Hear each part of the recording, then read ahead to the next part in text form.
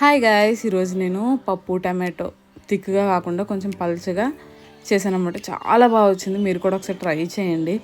పప్పు ఫస్ట్ ఎంత తీసుకుంటామో అంత నానబెట్టేసుకొని అందులో ఒక ఉల్లిపాయ, అలానే పచ్చిమిరపకాయలు, అలానే వెల్లుల్లి, జీలకర్ర కొంచెం కచ్చపచ్చగా దంచుకొని యాడ్ చేసి పసుపు కూడా యాడ్ చేసి కుక్కర్ పెట్టేస్తాం అన్నమాట. పెట్టేసిన తర్వాత రెగ్యులర్గా మనం తాలింపు ఎలా పెట్టుకుంటామో తాలింపుకి రెడీ చేసుకొని సైడ్కి పెట్టేసుకున్న తర్వాత అందులో పప్పు ఉడికిపోతుంది కదా.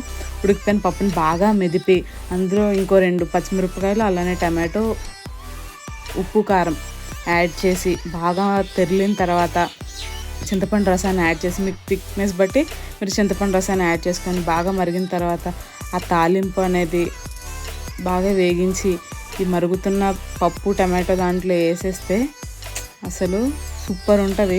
ఒకసారి మీరు కూడా ట్రై చేయండి. సూపర్ వచ్చింది. మీరు కూడా ట్రై చేయండి. బాయ్.